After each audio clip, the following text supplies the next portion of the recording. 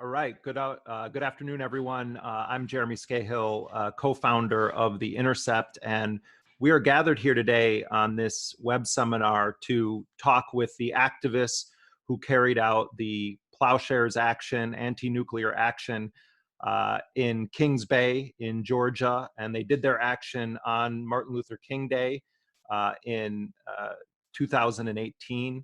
And we are gathering here with some of the defendants in that case who are going to be sentenced very, very soon and face potentially very lengthy prison sentences.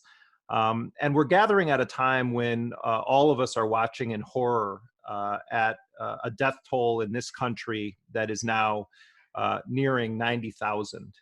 And if you just stop to think about that horror and the fact that it's clear much of it could have been prevented by a much more effective response, and also at the reality that this virus may not discriminate in terms of who it infects, but the system that we have in this country, in the United States, certainly does discriminate. And that's why we're seeing the rate of deaths and infections so high among poor people, among economically disadvantaged or economically targeted people, among African Americans and indigenous people and the Latinx community in this country.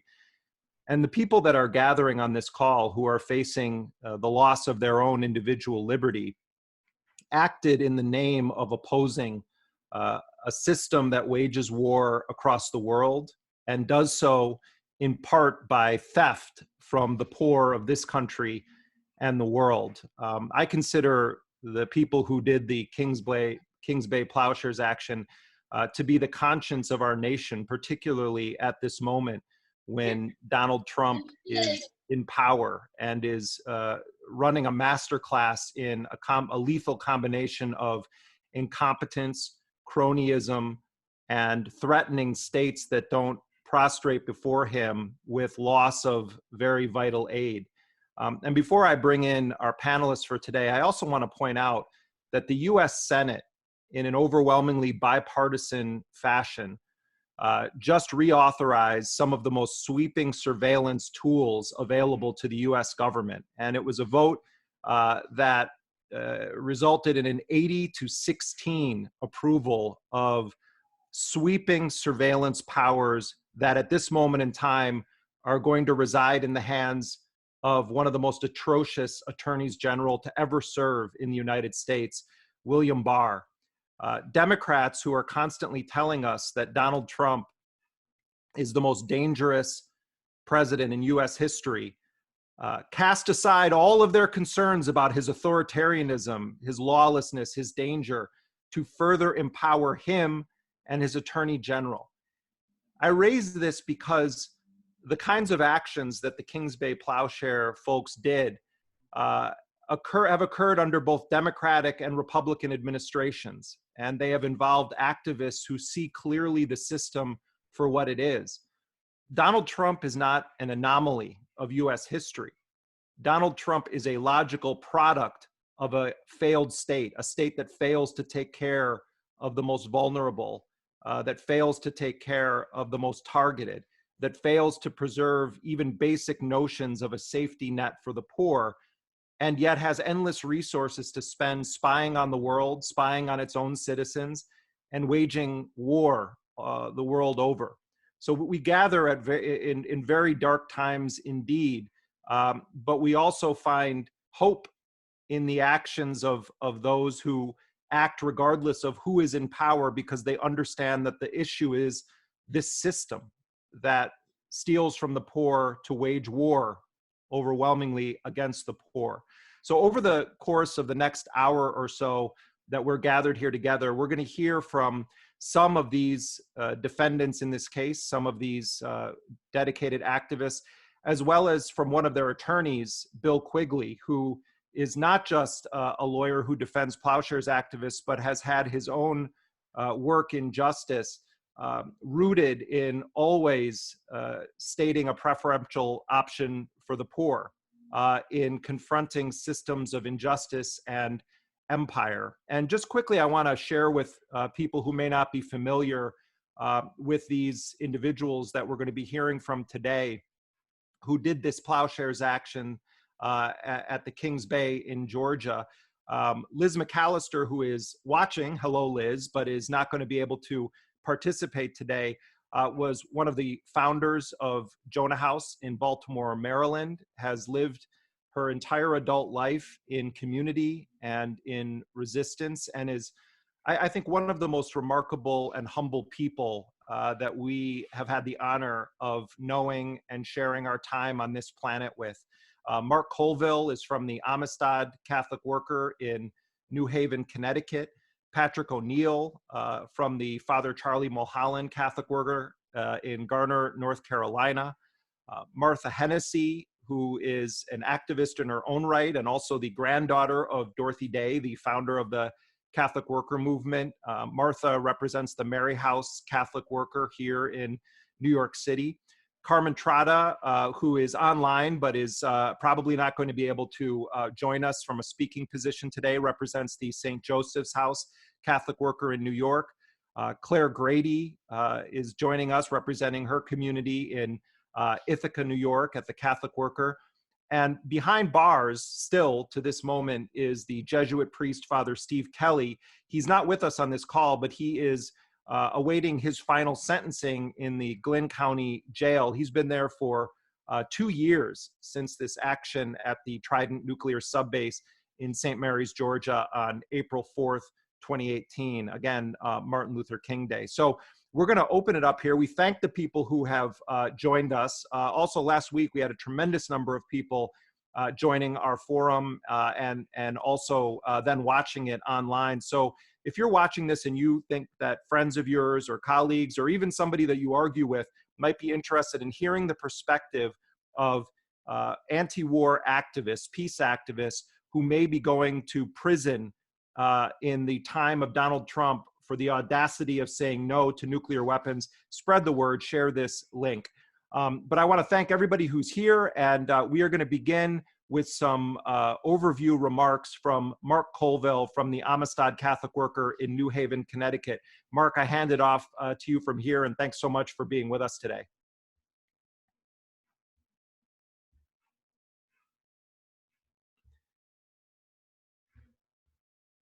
You got to unmute yourself, Mark.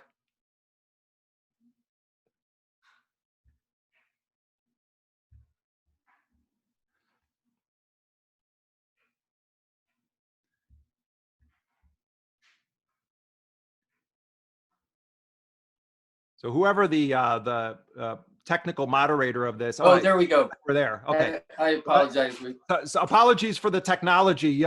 Mark, you're making Peter Morin very proud. I've been sitting here for 2 hours telling myself I was not going to have a glitch like this. So anyway, thank you again, Jeremy, for being with us again this week and being willing to facilitate us.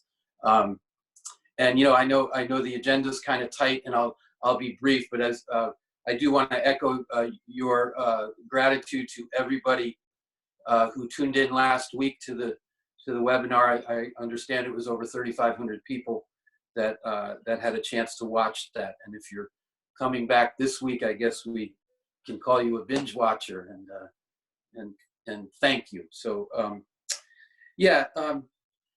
I just want to describe for a couple minutes, kind of orient folks to where we're at here, and then sort of update you with regard to the sentencing that, as Jeremy mentioned, we're facing at the end of next week.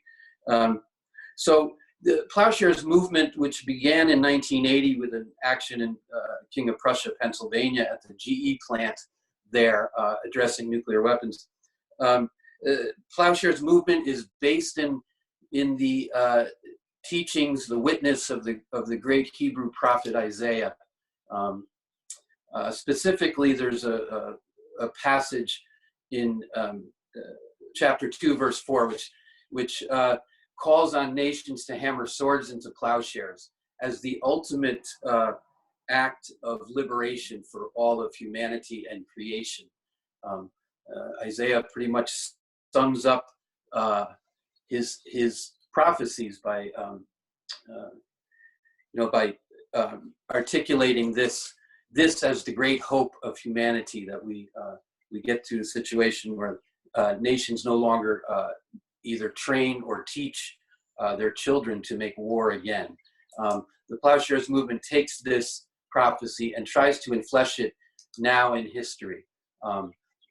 Understanding from a political perspective, understanding that nations, and particularly empires, are incapable of doing this, incapable of disarming.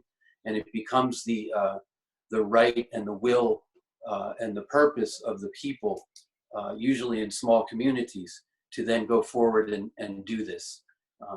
We believe we have a legal right to do it, as well as an obvious moral right to undertake these actions. And so it's what we would call, from a religious perspective, a sacramental action, in that it calls forth a reality into the world that is present but not yet real.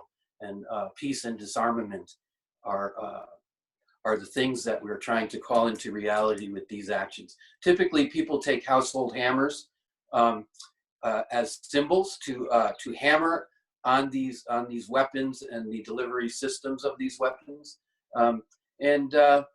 We use blood, usually our own blood, safely drawn, as another symbol of bringing out into the light which is unseen, the blood that flows on the other end of these weapons when they are launched, and even when they're not. Others will speak more about that.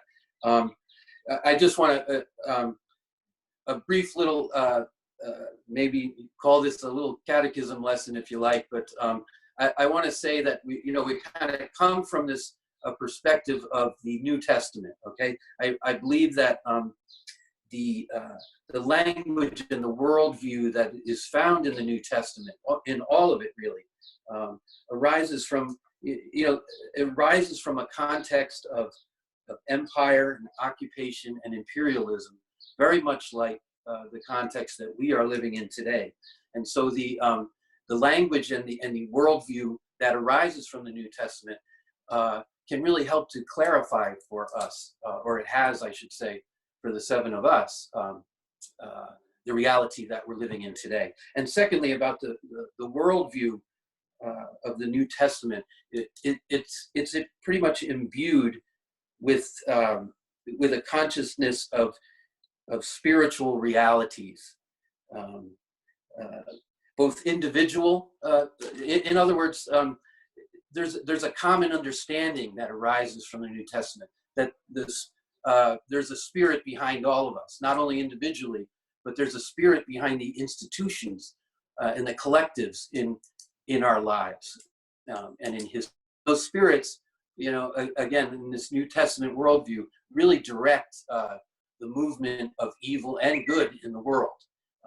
And so when we take up these sacramental symbolic actions called plowshares, we're engaging that reality. We're engaging those powers. The New Testament uses the word principalities and powers.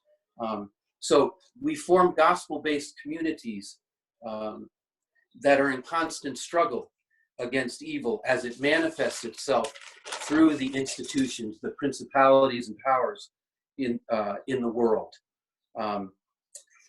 Our power against evil lies in unmasking the demons that exert control and violent domination over people and creation.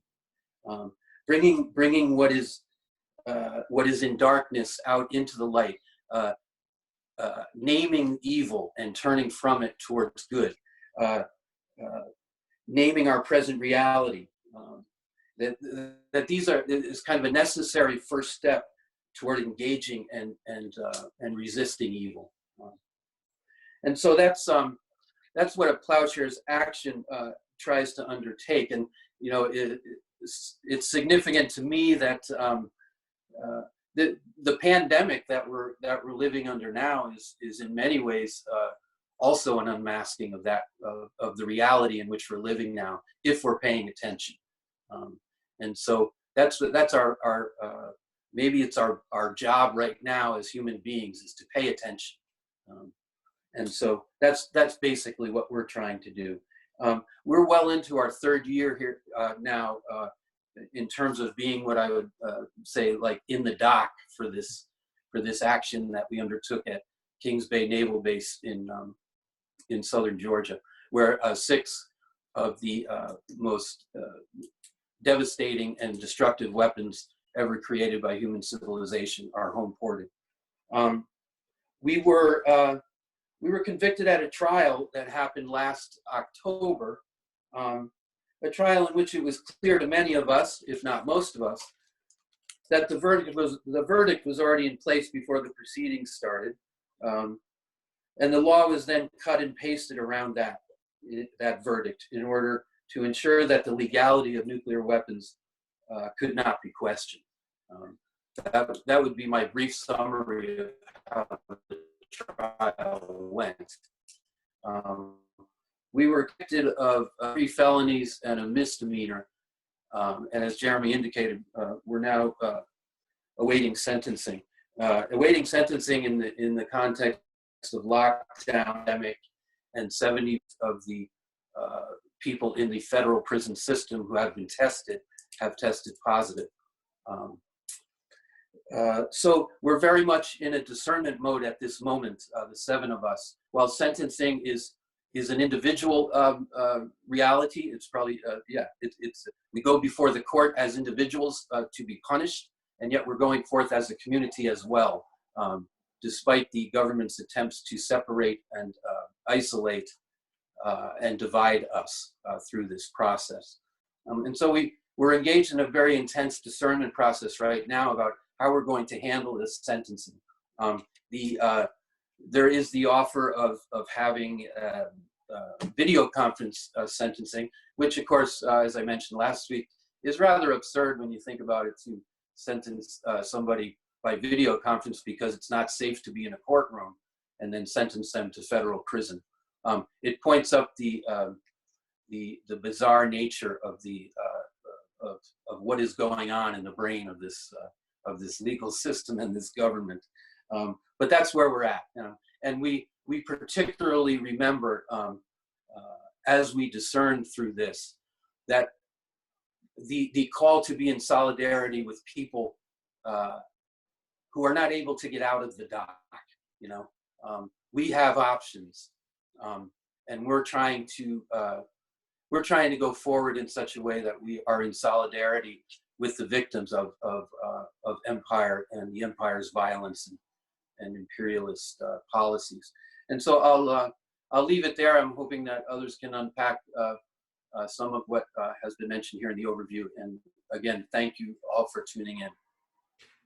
And Mark, in a bit, when we speak to Bill Quigley about the legal aspect of this, we're going to be also asking him to speak a bit to the defense that all of you put forward in this court. But next, we're going to hear from Patrick O'Neill, one of the defendants who, like yourself, Mark, is also facing a potentially lengthy prison sentence. So, Patrick, the floor is yours. Hey, thanks, everybody. Thanks, Mark and Jeremy, for that introduction. And thank you for everybody who's being part of the webinar. It's good to be with everyone, and it's good to have a sense that there's support. When we decided to go to Kings Bay and address Tridents on the East Coast, we really were going into a black hole, which is more commonly known, and I live in North Carolina, so I'm the only one of the 7 defendants who's from the South. But Southeast Georgia is what we would call the Deep South. And as you know, African-American men can be gunned down on the streets of the same county in which Steve Kelly's in jail right now. The Deep South has maintained a hold on its reputation. It's really not a stereotype, it's just a fact of life. And we went down there, and I guess I don't think any of us were prepared for what we actually experienced. Because when we stepped into this black hole, we didn't realize that there was a love affair with the Trident going on in St. Mary's, Georgia.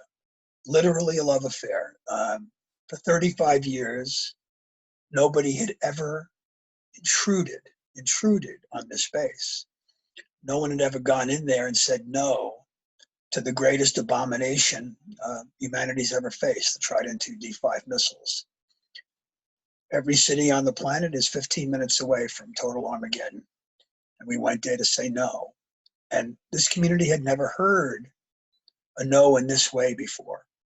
There'd been protests and there's been resistance. In fact, my wife, Mary Ryder, was arrested at the gates of Kings Bay in 1982, maybe, no, 83. So there has been resistance there, but of course, never anything at this level. As Mark said, we went in with hammers and blood. We also went in with crime scene tape and indictment of the base and spray paint to mark all of the statues of weapons of mass destruction as idols. But the reception that we received was not a warm one. In fact, it's been a very, very punitive one. The media, for the most part, the mainstream media, has really basically ignored us. And sometimes people say, "Oh, this is a media blackout." I'm not even convinced it's a blackout. I just think that they don't want to legitimize us in any way. They just don't want to give us any print, no TV stations. And you think about this, when Martin Sheen came to one of our hearings on the Religious Freedom Restoration Act, he's a well-known celebrity, very articulate guy, and many of you may have heard him speak or met him. We called a press conference. Nobody came. Nobody came to hear Martin Sheen. The level of disinterest on the part of people in that community is overwhelming. And, my co-defendant, Liz McAllister, and her late husband, Philip Berrigan, started to bring to light this idea that what they call nuclearism is actually the state religion in the United States. We really worship the bomb. It's a case of massive idolatry. It's not like golden calves, which are harmless. The weapons that are on a Trident submarine represent the end of the human experiment. And these are the idols that are worshipped down there. People were just completely perplexed as to why we could come and say this was evil. And what we're up against in this battle against nuclearism and global warming, these two global international calamities that we're trying to address, all of us as activists, is that we have to somehow overcome the complete and total indoctrination of the US citizenry to believe that these nuclear weapons somehow make us safe or somehow good. And how we can do that, I don't know. I just don't know. The other thing we're up against is the military-industrial complex, which Jeremy addresses so profoundly. The military-industrial complex is the epitome of capitalism gone bad. And the people that are part of the military-industrial complex, not only do they not have any vested interest in peace, but disharmony and tension in the world is what makes them rich. So when you see what's going on in Venezuela and what's going on in Syria and what's going on in Yemen and what's going on in Latin America, when you see where U.S. military-industrial complex dollars go, it's to keep this calamity alive. We're not welcome in South Georgia. And, we've been dealt with, as you know, we've spent, Martha and I, well, all of us who are out now, have spent a considerable amount of time. It'll be 2 years on May 24th for me and Martha and Carmen, where we've been under house arrest and curfew. We wore ankle monitors for a year and a half. Our bond was $50,000, $5,000 of which had to be put up in cash. The probation office has come down very hard on us with high guidelines. They've introduced an aggravating factor, which is called an enhancement in our sentencing for risking death. They mean that we risked our own death. Now, I think there's a great irony in that. We're getting higher guidelines because we risked our own death. But the court is giving Trident submarine, Trident II D5 missile, a free pass. They're not risking any death. I guess they're neutral props. But the point is that the reaction that we did get in the Deep South of disinterest, of shock, indicates that that's where we were supposed to go. We needed to go down there into that region of the country and try to wake people up with an action that I very much compare politically to the Boston Tea Party, and theologically to Jesus cleansing the temple of the money changers. We were addressing an abomination. We were very theatrical in that witness, and we got a lot of people at least having to look at things differently. So I'll stop there. Thank you. Thank you, Patrick. And also I think of this action, this Plowshares action, in a way as being a kind of canary in the coal mine in the modern era, Patrick, to just add to some of your perspective on this, that oftentimes the people who are most right early on, all of us, I think, are familiar with the notion, and Father Dan Berrigan talked about it all the time, that prophets are not people who can see the future. They're people that understand the present and what is demanded of good people and people of conscience. And it doesn't surprise me at all that there has been very little news coverage of this from conventional, corporate, traditional media. In fact, many of the great scandals of our time are not reported on until it blows up in everyone's face. I mean, you look at the early stages of torture with the Bush administration. You look at the way that every single member of Congress voted in favor of the blank check for a global war, except one, Barbara Lee. And Barbara Lee at the time, when she cast her lone vote against the forever wars that passed overwhelmingly, she was subjected to death threats and derision and accusations that she was unpatriotic. And history has vindicated Barbara Lee. So, we can all become filled with despair at the fact that people are not paying attention and the newsmen of the day are not reporting on it. But you all are in great company throughout history of people who saw the times in which we live clearly and were not listened to when it mattered. And with that, I want to bring in Martha Hennessy from the Mary House Catholic Worker in New York, also the granddaughter of the late Catholic Worker co-founder Dorothy Day, who, by the way, as we all know, is in the process of beatification at the Vatican and has been quoted by some very notorious warmongers who clearly didn't do all of their Dorothy Day homework. But Martha Hennessy, the floor is yours now. Thank you, Jeremy. Thank you, everyone. It was wonderful to have this event last week, and I'm glad that we're able to do it again this week. I'm actually not in New York, Mary House, the epicenter of the pandemic, but I am in Vermont, this paradise of a garden here.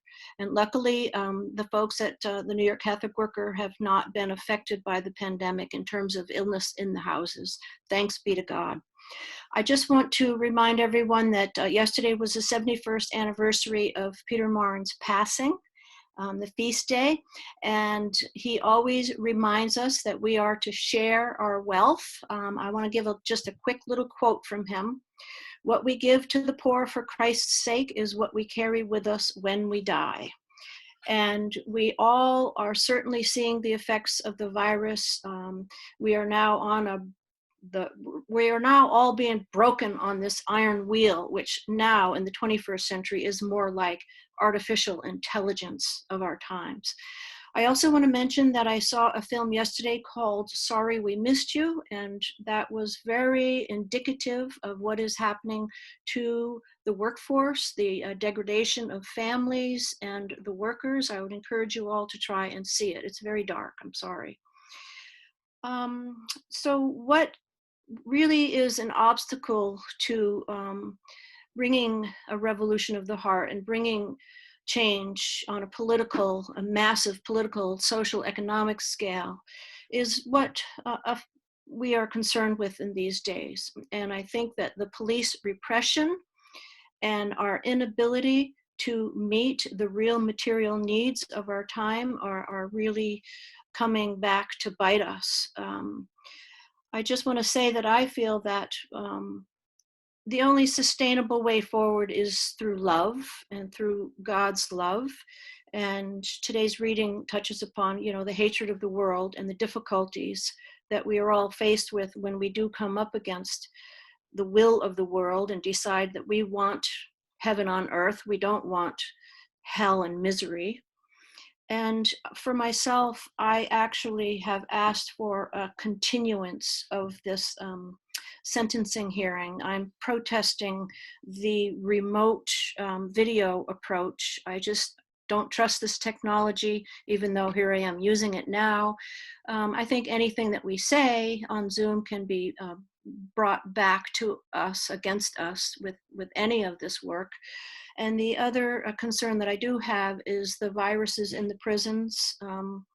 I really am so bitterly concerned for all prisoners with the conditions that we have in this country.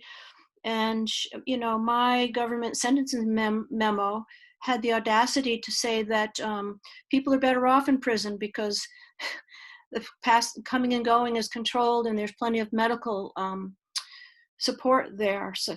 So it's pretty frightening to see how we delude ourselves in terms of talking about the prison system, in terms of not talking about the nuclear arsenal.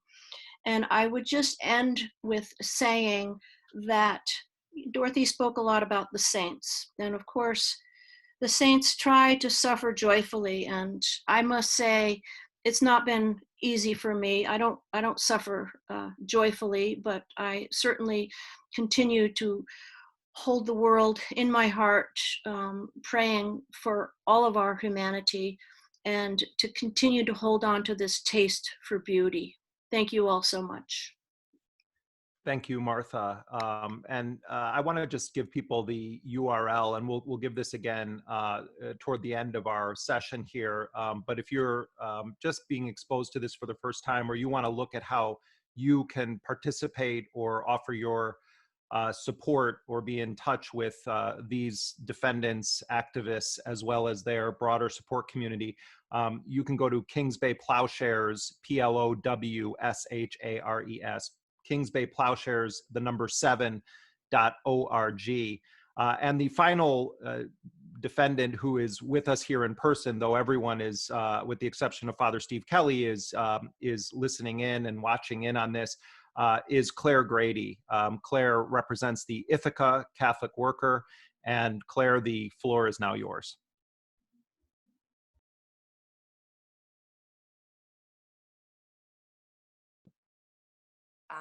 Thank you.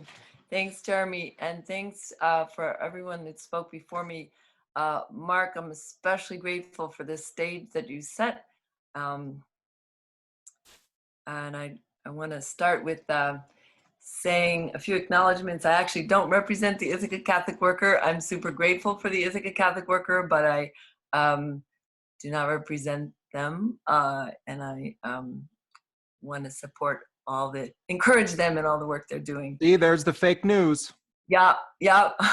but you're not supposed to be omnipresent, Jeremy, because you don't have spy cameras in every corner. But I want to say, yes, I'm still sitting here in Cayuga territory in Ithaca, New York, and the sun is shining today. It is not snowing.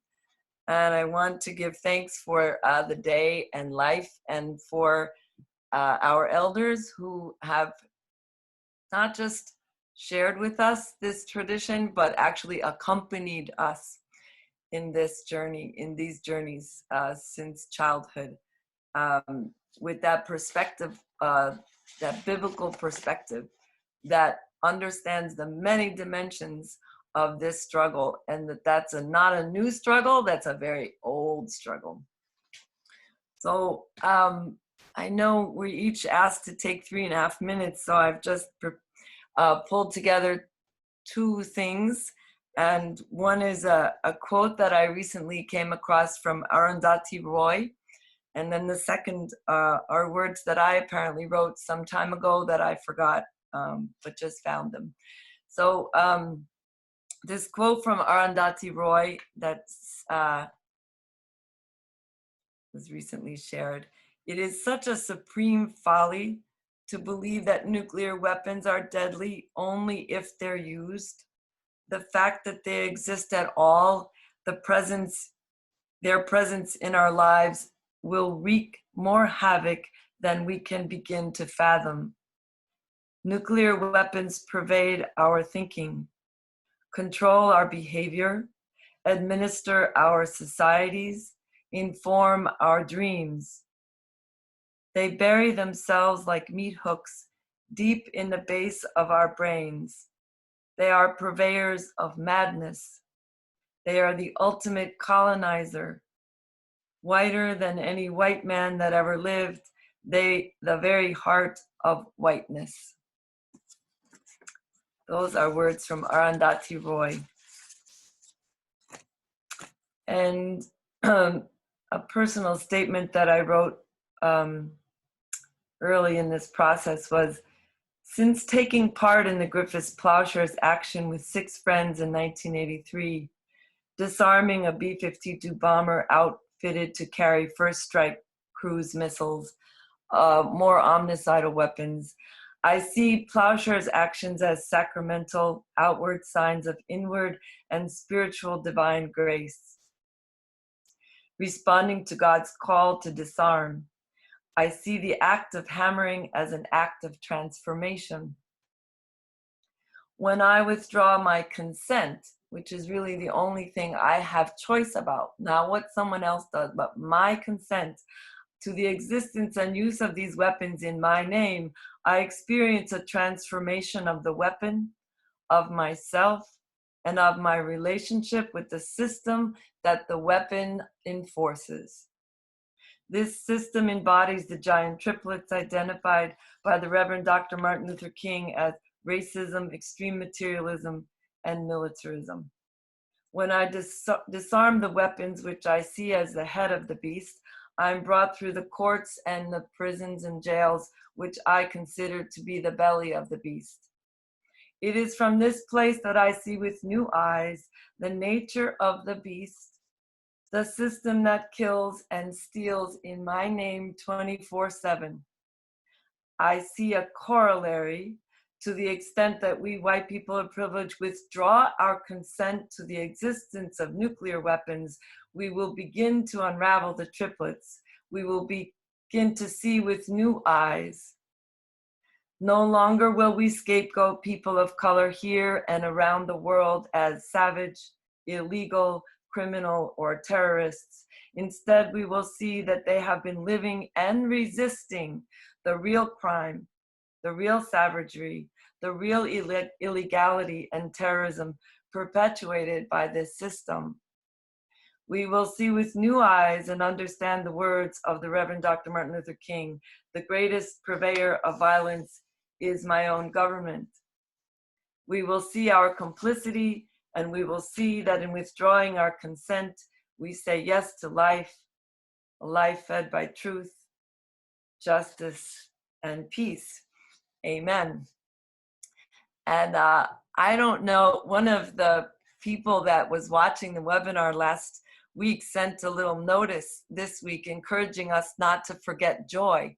And I thought, wow, maybe I look always pretty dour, very serious. And I guess unless I go to that place of the sober look at the violence and the bloodshed that's happening in my name with my consent, to the extent that I am consenting, then maybe the joy is not really full. So the gospel readings that we've been sharing lately that come after Easter talk a lot about God's love and joy. And Mark Colville was really helpful in remembering the words of Alice Walker when he said that the secret to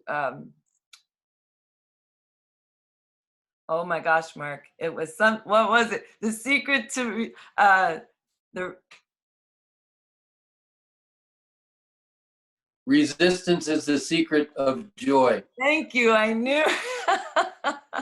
Resistance is the secret to joy. So I like that, to be reminded of that, and that doesn't mean we're not gonna cry and try to wiggle out of pain and yeah, go through all our human emotions. And I want to bring a word of joy for Dr. Dafir, who was released from prison yesterday, sent home to Syracuse, where he is now in home confinement. He's in his 70s and has been in prison almost 20 years, I think it is. And I remember the morning that he was taken from his home in Syracuse, New York, was a morning when the federal agents on our behalf went and raided the homes of almost every Muslim family in Syracuse, New York. Early in the wee hours of the morning, their homes were raided, their homes were terrorized. Not an infrequent thing for people of color in this country, but it was a concerted action, and Dr. DeFeer was taken during that time, those raids, and he had the audacity as a beloved doctor in Syracuse to send money to Iraqis, humanitarian aid. So he had for having the audacity to assert his humanity, he ended up in the crosshairs of US imperial violence and was left even without a lawyer being able to come to him at first, and a kangaroo court. But he would just be one of many, many people, all prisoners we like to free, because they are really on the receiving end of the big crime. So thank you for being here, everybody.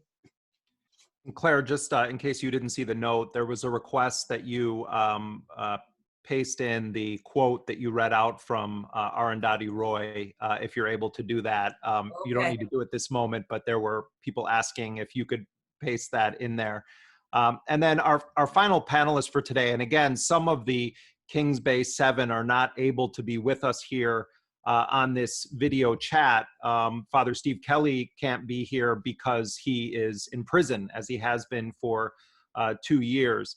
And as we gather, and as these folks that you've been hearing from today face potential prison sentences that could be quite lengthy, let's remember also that we are watching the President of the United States, Donald Trump, intervening in the cases of some people who are in prison or facing prison, and using the veneer of humanitarian grounds to try to call for their release. And the reality is, I do think that Paul Manafort should be released from prison. I do think that Michael Cohen should be released from prison. I don't believe that Roger Stone should be going to prison. If the standard in this society is that prison is used as punishment and a potential death sentence for nonviolent offenses, as so many people are in prison for today, or technical violations, then all prisoners should be released. And yet this administration only uses the power of release when it's about cronies. The vast majority of the people suffering and dying in prisons today are poor people. At the Intercept, we just did a story recently, my colleague Alice Sperry, about a woman who died in a prison in New Jersey. We've also seen prisoners in ICE detention who have died.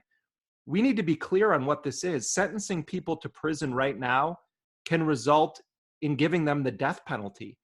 And in many, many cases, what that means is the death penalty for technical offenses, for an inability to post cash bond or bail.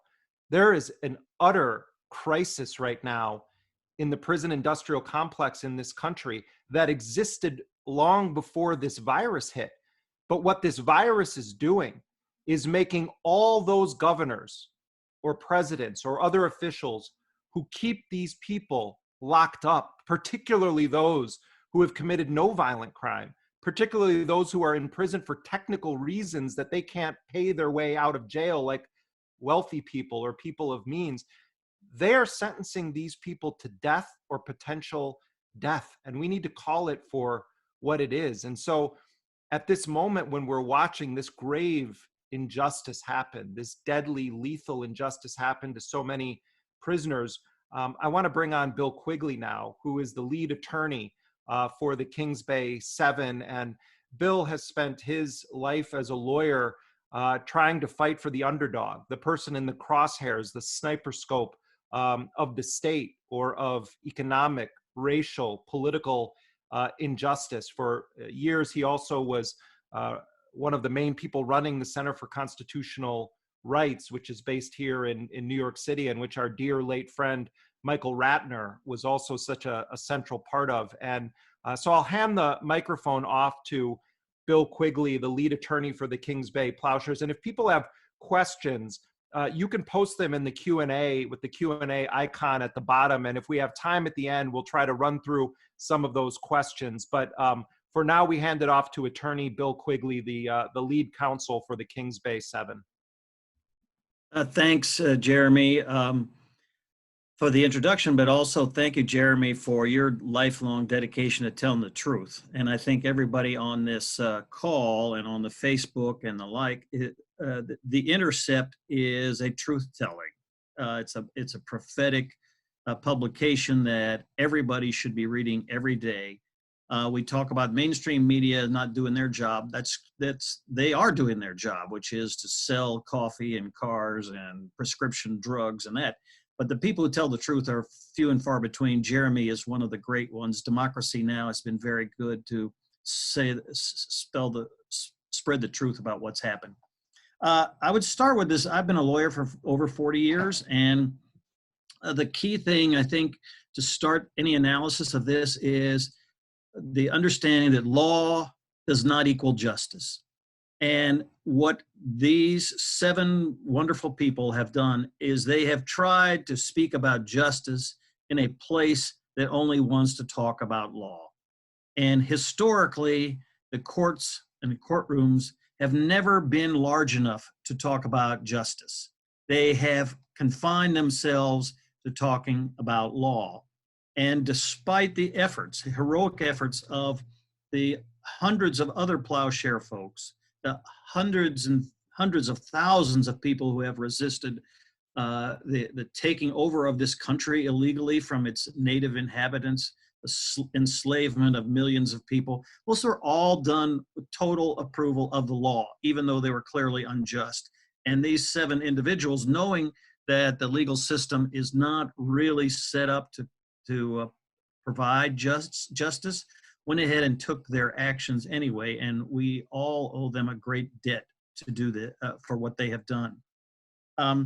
I am not the lead lawyer for this. There's a team of lawyers, just like there's no one lead defendant. There's a team of defendants and a team of community that is supporting all of us in the work that we have done in this action and prior actions. And so I remember interviewing Father Daniel Berrigan once, and I said, Father Berrigan, you've always been a hero of mine. It's good to be able to talk to you. And he stopped me right there. And he said, Bill, he said, I don't believe in heroes. I believe in community. And so that these 7 individuals come from communities. They contribute to communities. Communities contribute to them and to all of us in this movement. So that's part of it. In the trial itself, these 7 folks tried to speak truth in a courtroom, truth to power, justice to law, and they were silenced. They wanted to bring up the fact that nuclear weapons are illegal in the world, which is a legal concept understood in all of the countries of the world, except those who've said the law does not apply to us because we have nuclear weapons. They were silenced. They were not allowed to bring that up. They wanted to bring up the Religious Freedom Restoration Act, which we know this administration has been very big about making sure that the religious freedom of people who are extraordinarily conservative and fundamentalists are respected. But what about the freedom of people whose conscience says that nuclear weapons, as was pointed out, by their use, but also by their possession and creation, are illegal and immoral and cannot be used for any proper purpose. That was brought in at length. We fortunate to have a theologian. We had a bishop to speak the truth to power. Each of the individuals spoke very eloquently. The court said no and silenced all of that.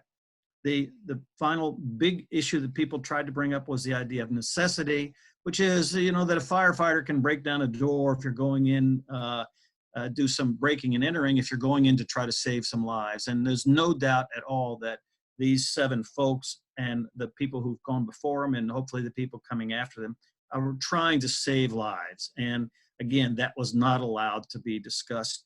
The court even broke off Martha Hennessy's testimony at one point when she started to describe her work as a caregiver to people who had survived nuclear burns and nuclear. That's just, they would not let the idea of nuclear be even spoken in the courtroom. And as a result, they were convicted by a jury of people in Georgia. We said we got the fairest jury we could get in Georgia. We got 12 people who didn't work on the base. That was as close as you could get to people who would be fair for a jury. And now facing a sentencing at the end of this month, scheduled for 28th and 29th. And the government is not content with sentencing them for 3 felonies and a misdemeanor, but they have added the aggravating as an enhancement factor of risk of death to try to extend the amount of time that individuals stay in prison. We asked, as did other people around the country, we asked that the Bureau of Prisons and the government consider home detention as an alternative given the current health situation we're in. The government refused to consider that and is actually arguing against that, saying that that would not send a message. The government wants to send a message with the way that they treat these 7 individuals. And so they're not just taking the normal punishment that would go to any Plowshares folks, but they are enhancing it, trying to enhance it with this risk of death thing. And some of those decisions will be made at the end of May. Others of those will be postponed until a time when people can appear in court publicly and in person and can have their family members and members of the public accompany them. So there will be several opportunities for people to show their support. When that does happen in court, whether it's in public or not, there will be opportunities for the general public to at least listen in if it happens by video and to hopefully show up as they did in such wonderful, wonderful numbers for the pretrial hearings and the trial itself. Bill, I thank you for that. One question, and we only have a bit of time left, but one question that I have for you is to draw a comparison to some of what you were just talking about with whistleblowers in our society and what has happened to them during their trials. Just in brief, when whistleblowers are charged under the Espionage Act, the process that the government has put in place makes it so that the defendants in these cases are not able to describe their motive for why they leaked documents. And there are several ongoing cases now, including someone who has been accused by Trump's Justice Department of leaking to an outlet that people assume is the Intercept, documents about the lethal drone program. Reality Winner is in prison right now in the state of Georgia, and Trump, of course, is not intervening despite her lawyers making a humanitarian case for her release based on health conditions that she's suffering under. But I see a great parallel between the way that the court handled the Kings Bay 7 and how they've stated they would handle a trial of Edward Snowden if he were to return from Russia, which Snowden has said he would if he could get a fair trial. And what Snowden has pointed out is that if you don't allow a person of conscience or a whistleblower to describe why they did what they did, it inherently becomes an unfair trial. And that's exactly what happened in this case, despite the fact that these 7 individuals brought with them a citizen's indictment of President Trump and other officials, were very open and nonviolent in why they were doing what they did, but the government just wanted to reduce the discussion to simple vandalism or trespassing. So talk about the way that the state has stacked the deck so heavily in favor of itself when confronted with people of conscience in a courtroom. Well, as anybody who's interested in justice, which I assume is everybody who's on this Facebook thing and on this call as well, knows that there are several different forms of law in this country, and some for the rich and the powerful, others for the non-rich, and then for people of color and people who actually challenge the system. What has happened in this case is that the government was able to go to court before the trial happened, to say we do not want the jury to hear about the Pope speaking about nuclear weapons. We do not want the jury to hear about the impact of a nuclear weapon on a community. We do not want the jury to hear about the specifics of what these weapons actually are and their destructive capacity. We do not want the jury to hear about international treaties that make the possession of these, much less the use of these weapons, illegal. And so the government has given itself more and more power to be able to narrow and narrow and narrow the scope of this thing to where you're exactly right, Jeremy. This was just like these 7 individuals had broken into a used car lot, cut the fence and gone in and written things on some abandoned cars. It was a question of vandalism and breaking and entering, and they did not want to let the jury hear the entire story. And the reason they don't want the jury to hear the entire story in all these federal cases is that in the few cases where it does actually, the jury gets to hear the story, it's very powerful. And juries very frequently do not convict people when they hear the rest of the story.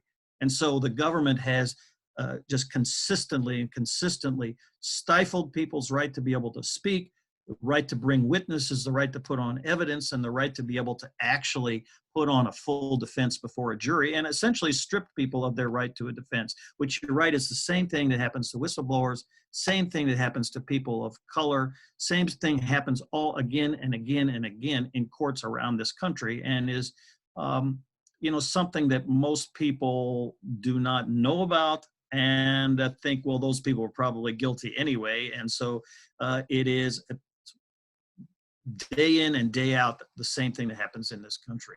And these individuals have been helping illustrate that. We're going to end in a moment by giving each of the defendants on the seminar with us a chance to make some closing remarks. But Bill, I want to just ask you one final question, because in my efforts to talk to some of the defendants in this case about what would be helpful in terms of writing the judge about sentencing, some of the defendants have said, we don't want you to say anything. Others may disagree with that. But for those people, the broader community around these folks who are concerned that they may get very lengthy prison sentences and feel that in and of itself is unjust. And none of these people would have done this if their strategy at the end was, let's beg the judge for mercy. These are all stand-up people, as Phil Berrigan used to say. But Bill, as their lawyer, what would be helpful for the judge to hear from the supporters of these folks ahead of the sentencing? Just briefly. Yeah, so hundreds of people have written letters to the judge. Lisa Godby Wood, which you can just pull up you would find that on the website. We'll make sure they have all the information. Just give people a sense of what's helpful. Yeah, what's helpful is to say, I support them, give them time served, let them serve their time at home. This is an issue for justice and mercy, and both a just outcome and a merciful outcome is to let these people go on with their lives, to do the wonderful, wonderful things that they do in addition to resistance. Okay, so let's go to a final round here. I know Claire Grady had her hand up there. So Claire, the floor is yours. Go ahead for final thoughts. Thanks, Jeremy. So one of the things I had on my list to talk about, but time is tricky, was the ICAN Treaty. It literally was right there on my list, Ardith. And people probably already know about it, but please go to the website for ICAN. It's the Treaty for the Abolition of Nuclear Weapons that ICAN is supporting that campaign worldwide. And there's tremendous amount of material, a tremendous amount of grassroots organizing. And that dovetails for me with sort of a biblical perspective about law. While it's been employed to protect the powerful and to protect property, actually the spirit of the law is what gives life, and the spirit of the law is there the treaty is worth working for. And like any good thing, unless it's on your heart, it's not going to be, you have to enforce something unless you actually live it and flesh it and uphold it as an individual and community. So we want to, but there's so many treaties that we want to encourage our government to honor about nuclear weapons, about indigenous sovereignty and so on, and the rights of human beings all around the country. So I think I just add that as additional slice to what Bill has offered about the law. Thank you. Also, I want to give a special shout out to Sister Ardith Plati, a dear old friend of mine who has really been in the trenches on this issue for her entire career. And one of the things that's really unusual, and Ardith sent in that prompt about the ICAN, but you know, Ardith also has run for and won political office and has fought the good fight, attempted to fight it within the system, and has spent most of her life fighting it outside of the system. And she has spoken up publicly and paid up personally. So special hello to Sister Ardith Plati. Which one of the remaining defendants here would like to go next? Just raise your hand. Okay, Martha Hennessy, floor is yours once again. Thank you so much, Jeremy, and thank you, Bill, for your incredible, dedicated work. I just want to say that part of my government sentencing memo, signed by Bobby Christie, who sent Reality Winner to prison for 5 years, they also talk in these words, this language. The job for them is to protect government property, especially the nuclear weapons. This is essential for public peace, order, and safety. A more fundamental interest does not readily come to mind. This was taken in 1985 with USA versus Allen. So just to keep in mind how the language is used to keep us all enslaved to this terror. Thank you. Okay, and then Patrick, very briefly here, we're running out of time, but go ahead. Just want to remember John Lenihan, who died yesterday, the 92-year-old activist who really began the resistance at Kings Bay. Pray for his wife, Martina, who's grieving the loss of her dear husband. I guess my parting thought is, if we want to stop global warming, if we want to reverse global warming and climate change, we have to abolish the military-industrial complex. It's the only way it's going to happen. Thank you very much, Patrick. Mark Colville, very briefly. Unmute yourself. Yeah, thank you. I don't believe in heroes. I believe in community. It's very. It really hits home for me at this moment as we face sentencing. First of all, the fact that I was carried to Kings Bay by a community, not just the 7 of us, but an extended community that extends throughout this country. And secondly, I'm aware that you all who are listening to this, many of you are engaged in local communities of the same kind. And I just want to assure you that my prayers are with you. My solidarity is with you as you, in your own context, go forward and try to do justice in the present moment in history. So thank you everybody for checking in and listening to this. It's been a privilege. Thank you, Mark. And Claire, Grady, if you could just hold up or get prepared the website for people to look at. Just a few announcements. There you see it there. It's kingsbayplowshares7.org.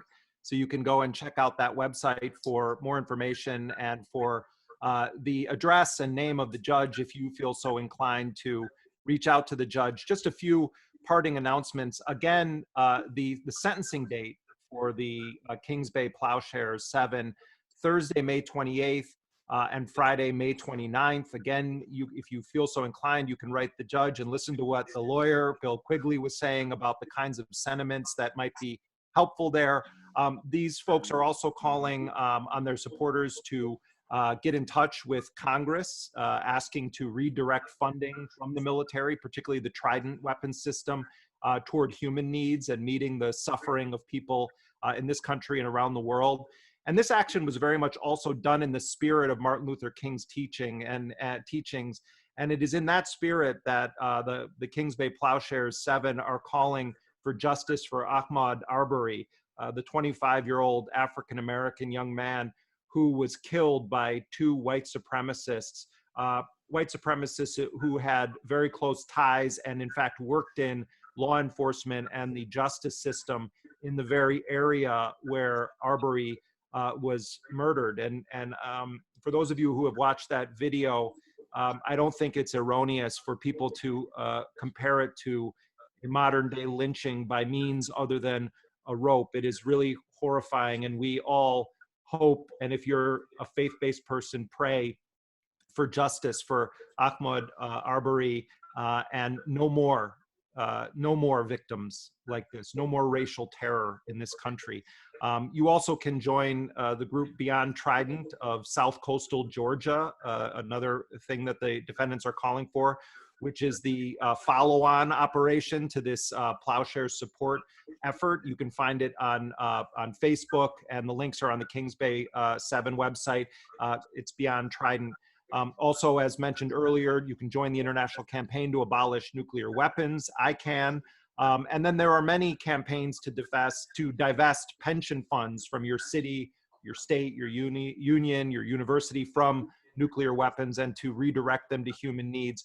All of those actions can be found on the Kings Bay Plowshares 7.org page. You can get involved. You can write to these folks, including Father Steve Kelly, who is in prison right now. But I want to end by thanking these folks for their witness, for their courage, for speaking out at a time of universal deceit and seeing so clearly the times as they exist right now. These are not fortune tellers. These are canaries in the coal mine who are saying something to us about our present circumstances and the dangers that we all face. So thank you very much to Martha Hennessy, to Patrick O'Neill, to Claire Grady, to Mark Colville, to Liz McAllister, to Carmen Trotta, and of course, all of us thinking of the Jesuit priest, Father Steve Kelly, who remains locked up in prison as he has been for 2 years, for daring to confront the nuclear religion of the United States, particularly in the time of an authoritarian in power, Donald Trump. And Bill Quigley, thank you for all of your work in defending these folks and continuing to spend every waking moment fighting for justice in a system that doesn't put a premium on it. Again, go to the Kings Bay Plowshares7.org website. You can also find the transcript from and watch last week's seminar with Dr. Cornell West, Medea Benjamin, and myself, as well as the defendants here. And this will also be available on YouTube and elsewhere. Share it with your friends, raise awareness of what's happening, and keep those who are in prison right now facing a death sentence from this virus, because there are cruel individuals who don't want to let them out of prison. Thank you very much to everyone who joined us today. Thank you most of all to the Kings Bay Plowshares 7. Thank you.